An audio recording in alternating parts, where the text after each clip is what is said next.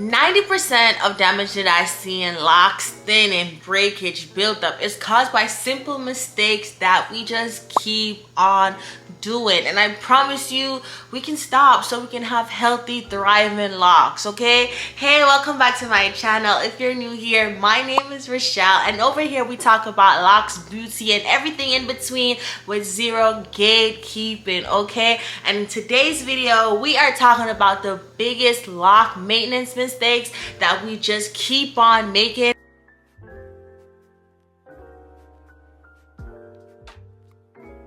Let's start with the most common mistake that everybody keeps making, and that is retwisting too often. In 2025, in 2026 coming up, I already know people are going to be so much obsessing over the neatness of their locks, especially because of social media aesthetics, and especially when we see all these beautiful styles coming out.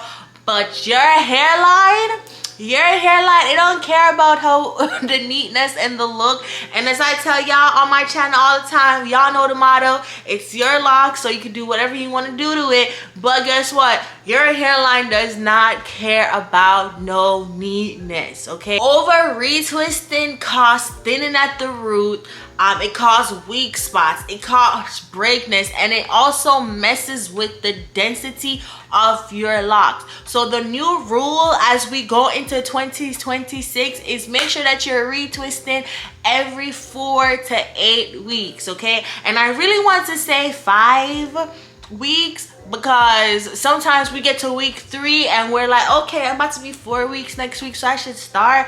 No, you really should be waiting every 4 to 8 weeks and not every 2 weeks, okay? If you want that neatness between retwists, use a light palm roll, right? Don't add too much tension.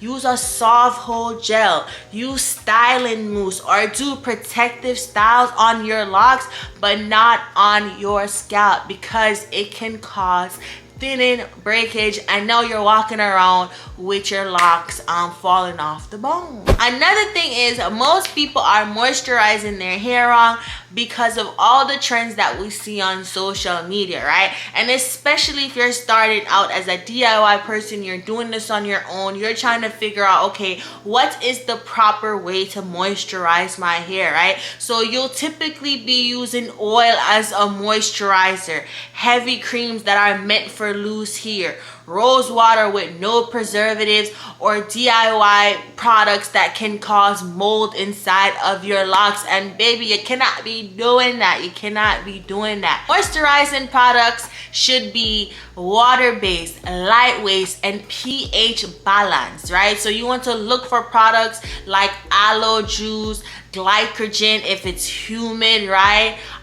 Rose with hydrosol. Use distilled water, and always follow up with a light oil like jojoba oil or grapeseed oil, or even sweet almond oils. Those are some great oils to follow up with when you're moisturizing. You have to be careful what you're putting in your hair, because it will cause buildup and it will cause damage. But you already know the motto, it's your hair, so do whatever you want to do. But if you want healthy hair, these are some mistakes that we are making, and we need to make those change. The next is product stacking, right? This is when you're using leave-in oil, gel, lock gel, mousse, refreshing spray, and you're wondering why you have buildup. Oh my goodness. In 2026, at the end of 2025, we need to use less. Less is more. Sometimes you don't even need to put nothing in your hair. I'm telling you, okay? Less is more. I've seen the most growth in my locks once I stopped using so many products. I use 2 products daily, and these are my own products that will be available soon, but I literally only use 2 products. Oil and a hydrating spray. That is it. Less is more. Your locks don't need more than 3 to 4 products total, right, for it to be thriving, right? You don't need to be using leave-in, gel, oil, this, that, and expecting it to grow. This is another mistake that we make. So if your routine has more steps than your skincare, yeah, it's too much. It's too much. There is no reason why your hair routine, especially for locks, has a way more steps than your skincare, baby. Dial it back. I'm telling you straight up, like, y'all see my locks. We've about to be 4 years in the game. I'm telling you, I seen the most growth when I stopped putting so much products in my hair. You don't need a lot of products for you to achieve healthy locks. That is a mistake that we are making, right? Another mistake is that people are either washing their hair too much or they're not washing their hair enough, right? Too much washing will cause dryness in your hair, and too little washing can cause buildup, right? So for starter locks, I personally would recommend washing your hair maybe every 3 to 4 weeks, and whatever routine you start with when your hair get mature, I will keep up that routine maybe every 3 to 4 weeks. Some people do every 1 to 2 weeks. It's really up to you on how often you're washing your hair, but I highly recommend that once a month you're using clarifying shampoo and a moisturizing shampoo as well when you are washing your hair, right? Now, me personally, guilty, I don't wash my hair that often. I wash my hair probably once a month, and that's because I be lazy. So as I said, it's really up to you how often you wash your hair, but just know that too little washing can cause buildup, especially if you're not using a clarifying shampoo to help break down the buildup, and too much washing can dry out your hair. So it's very important that you are adding back moisture to your hair, especially if you're washing it often. For me, I know, like, you know, some people get weary on when it comes to washing your hair, but for me, I'm a little flexible with washing, because I'm like, some people just work out way more and they sweat a lot, so they need to wash their hair as often. So based on how much you're washing your hair, just be mindful that you're adding back moisture to it so that your hair can continue to thrive. And let me say this loudly, all right? Let me say this loud for 2026. This is more so for me. Air drying your locks overnight is a big no, okay? Wet molds equal mildew, odor, and unraveling, right? And when I say this is for me, it's because me personally, I love to air dry my hair, but I'm also not washing my hair at nighttime, right? So if you're a person who loves to wash their hair at nighttime, I do not recommend air drying overnight unless you don't mind having mildew in your hair and odor. But also, blow drying your hair wrong is also an issue, right? So yeah, now I'm telling you, all right, don't air dry, but then I'm also telling you, like, blow drying can also damage your hair. So what are we even talking about, right? If you're holding the dryer against one section for too long, you're basically cooking your locks, right? So you want to make sure that you're keeping the dryer moving, you're using warm air and not the blistering heat, or you're sitting under a blow dryer for maybe an hour or two, especially if you're washing your hair late, and dry until it's fully dry and not almost dry, because that is how you cause mildew and odor in your hair. As I said, me personally, I wash my hair in the morning time because I don't like to sit under the dryer always. So if I wash my hair in the morning, it gives my hair ample enough time to actually dry throughout the day, and then before I go to bed, I just make sure that it's actually dry through, and if it's not dry through, I'll sit under the dryer for maybe 30 minutes. But make sure, baby love, that your hair is dry, because we don't want no mildew. This also is a mistake for your maintenance, right? Yes, we're talking about buildup and breakage and stuff like that, but mildew and odor, you don't want your hair smelling. You don't want to be around people, and you don't even want to be around yourself, and you can smell that in your hair, because now you're gonna have to detox your hair, right? Which is another mistake that people often make, right? Detox videos got people going crazy with apple cider vinegar and doing detox every month, and that is a mistake.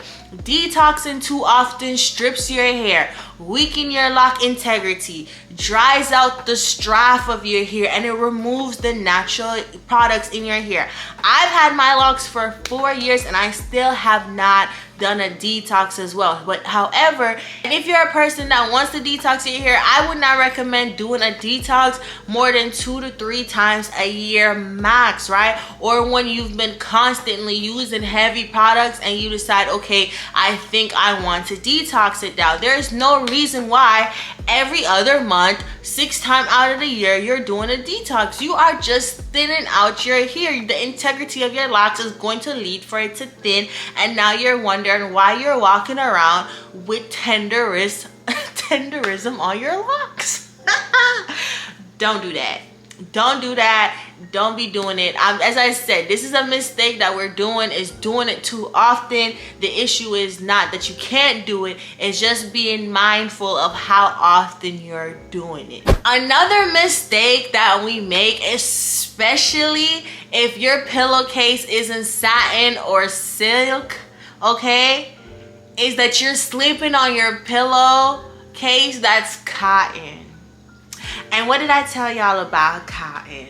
Cotton strips moisture and causes frizzes and breaks your locks, okay? You don't want to, especially if you're sleeping out without bonnet. If you don't want to sleep without a bonnet, at least just make sure your pillowcase is silk or satin. You know what I'm saying? You got to meet yourself in the middle somewhere, because you're just causing yourself more damage. Also, stop sleeping with tight ponytails. Stop sleeping with bonnets that's grabbing your edges or heavy accessories that are affecting your sleep, and try sleeping with your locks twisted loosely or lightly braided or lightly bonded together to reduce frizziness, because at the end of the day, these are some mistakes that we are making. Guilty. I tell you all the time, I tell you guys these because I'm guilty. I used to sleep sometimes, especially when I first started my lock journey, without a bonnet, without this, without that, and I would wake up and wondering, why does my locks look so dry and crazy? And that was because I was not properly taking care of my locks, okay? So now we're not making those mistakes nowhere. No. This is the most underrated mistake that we make with our locks, and it's forgetting that our scalp is the foundation for our lock journey. So we need to avoid flakes just sitting there, ignoring inflammation, or using oils to treat any scalp issues that we have. We cannot do that. If you notice you have irritation, use tea tree, use peppermint, use diluted apple cider mist, or go see a dermatologist, right? We need to protect our scalp, protect our foundation. This is what keeps our hair healthy. Healthy scalp equal healthy locks, okay? This is very important. This is one of the ones where I'm like, I don't care if it's your hair, okay? Make sure you go see somebody to make sure, especially if you're noticing things in your scalp, so that you can treat your scalp, so that you can have healthy locks, okay? If you found yourself guilty of making any of these mistakes in 2025 and you don't want to keep making them in 2026, trust me, it's okay. We're all learning. We got each other, okay? And as I always tell y'all, it's your locks. You can do whatever you want to do, but just make sure that if you want healthy, thriving locks, you're at least trying to avoid these mistakes and trying a new routine to see if you see any improvement when it comes to your locks. And if you found this video helpful, don't forget to like, share, subscribe, and leave a comment. Tell me what mistake you've been making all this year and you didn't even consider it a mistake. Maybe I missed some things, right? Don't forget to like, share, subscribe, and I will see you in the next video.